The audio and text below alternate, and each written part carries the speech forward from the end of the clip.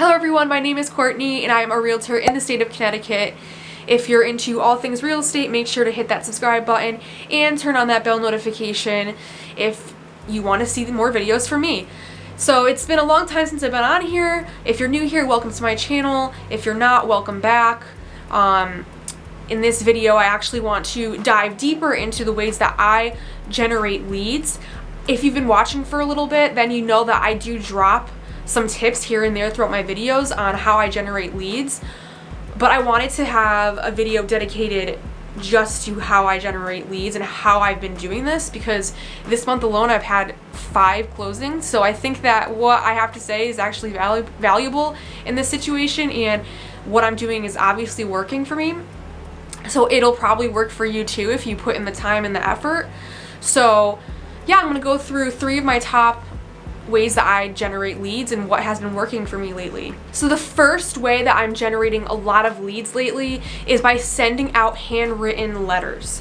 So basically what I mean is, if I have a sale in a certain area that I want to work in again, I will actually send letters to the surrounding area, the surrounding streets, the surrounding neighborhood, saying that, hey, I just sold your neighbor's house at 123 Main Street for over asking in under a week, and there are still a lot of qualified buyers in your area that want to live here. So basically I send about at least 100, sometimes more, out to the surrounding areas. So one second, I'll show you what these look like.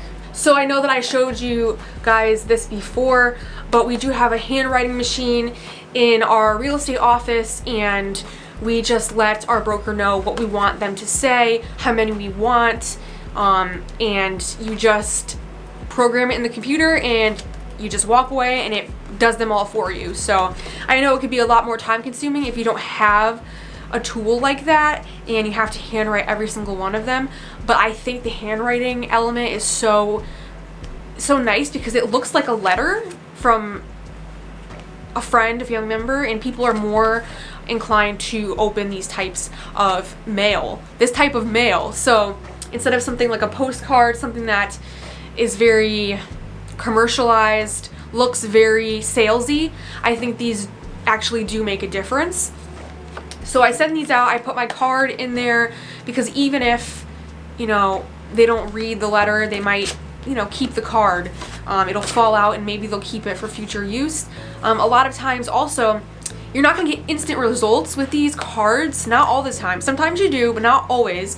But it's good that you're getting your name out there, getting your card out, and a lot of people might throw it out. There may be people that it'll stick with and people will hold on to it for a while. It may find it in the future when they are actually looking to sell their home, buy a new home, whatever the case may be. So the way I actually get the surrounding homes and the addresses and the owners' names are actually from a program called Remind. So this is part of our MLS here in Connecticut, and I basically draw a circle around, I put in the address, draw a circle radius, and it'll give me all of the names and the addresses of people who live in that vicinity. So I can easily convert that into a form that actually prints it easily onto labels. So I'll print all my labels out. I actually get these cards from Note Card Cafe, and I'll have that linked down below. I like these cards. They have a lot of different styles, and actually ones you can customize with your name, your picture, your card, stuff like that. So really personalize it for what you want to do. So maybe it's a Christmas card, or it's, you know, a holidays card, whatever the case may be, or just a card to send out for situations like this. So I think that that's a great resource. That's where I get my cards. I get a lot in bulk, so I have some ready every time I sell a home. And also, if you are not currently actively selling any homes right now, maybe you're just starting out, you don't have any listings, or you haven't sold any homes, if you have a brokerage with other agents who have been in the business a while and they are selling homes consistently, maybe ask them, hey, you just sold this house, do you mind if I send some letters out to that area, if they're not already? Because not everyone will send letters out. People don't always have the time, you know, they're not interested in doing that. So I would definitely reach out to other agents in your office to see if they would allow you to send out some letters to surrounding areas around the house they just sold. So that's actually a really great way to generate leads. For example, I have one under contract right now. I sold a home and I sent letters out. I got 2 solid leads from 100 letters. I got one that's thinking of moving in the near future. She's just working through a couple things, but it's looking pretty promising.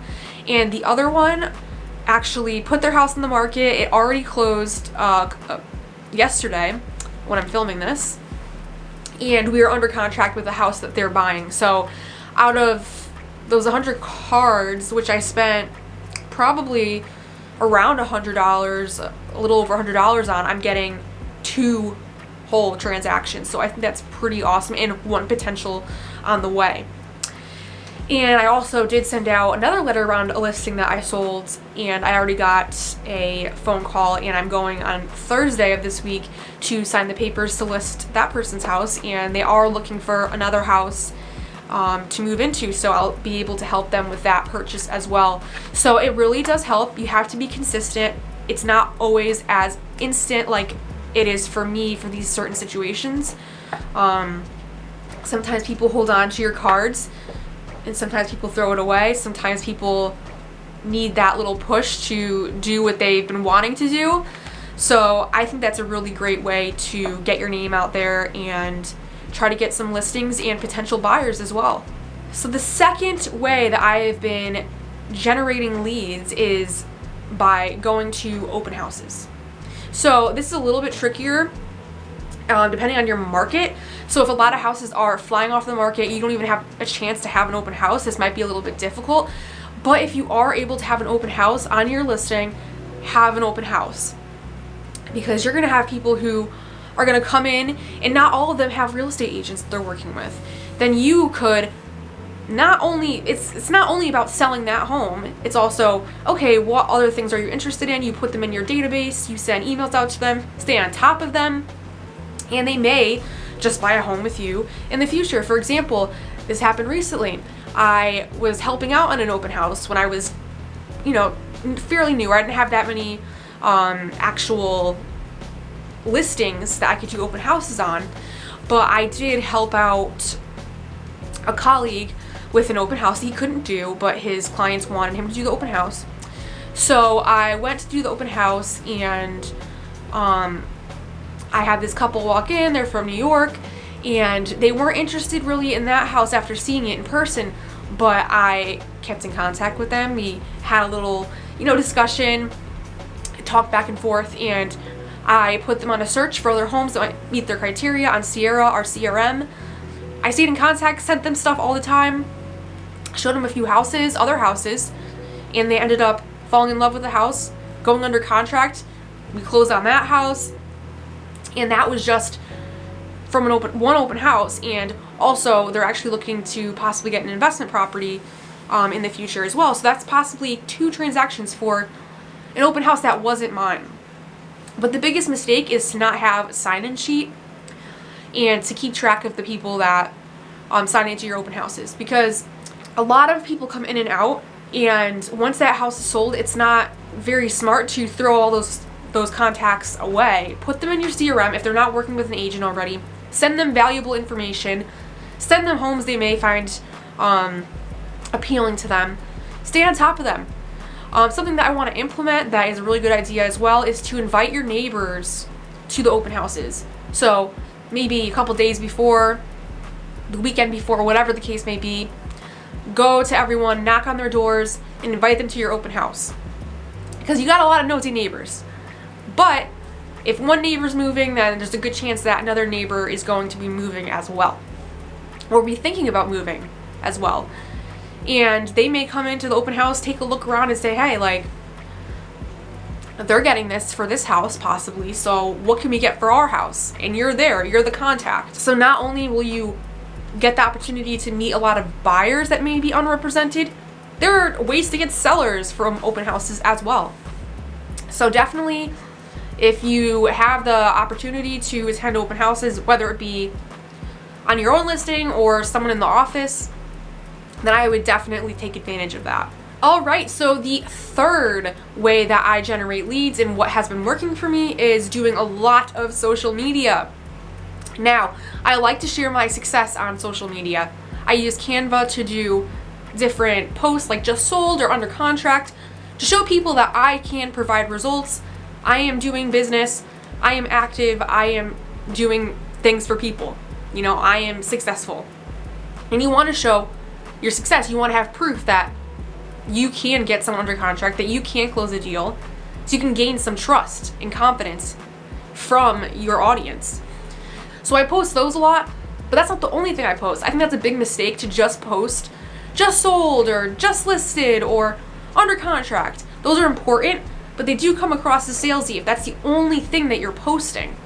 And if people on there are your friends, family, and they don't want to just see that, they come on to socialize on Facebook or Instagram. They're not there to be sold to. So I think another great thing is to provide content to your audience, to give them home buying or home selling tips, to really educate them about the home buying process or selling process, give them terms that might help them in the future, make engaging posts about home styles or, you know, just things like that, or maybe just motivational quotes, things like that, or maybe client testimonials. Just really post things that can be beneficial to your audience, not just showing that, wow, I sold a house, wow, I sold the whole house, I'm making money, oh, I'm making money. Like, not everyone wants to see that. So I think that if you provide value to your audience, they're more likely to tune in on what you're posting and keep that knowledge and see you as the professional, the person to go to when they are looking to buy or sell a house.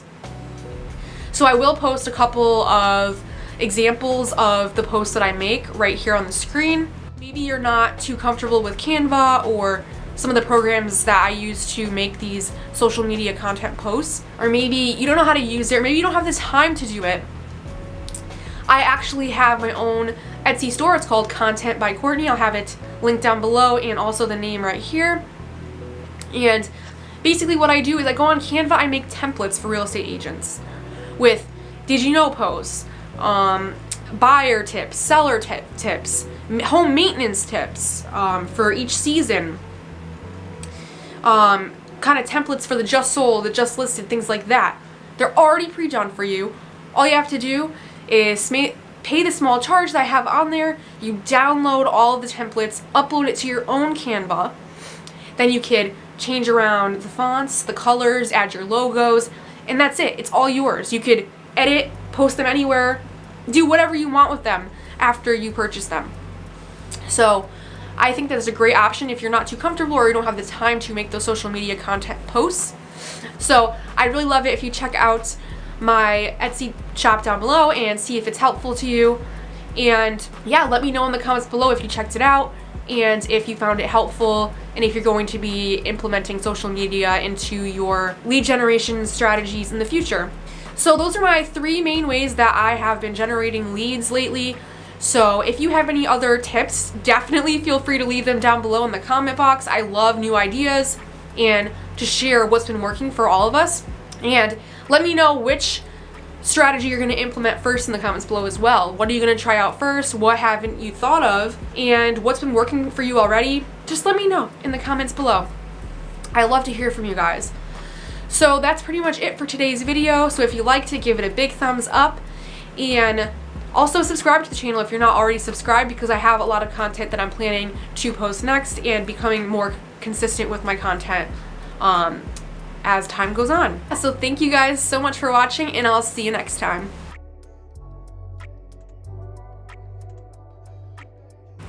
Hello everyone and welcome back to my channel. Long time no see. My name is Courtney. So the first way that I'm actually generating quite a bit of leads, this is actually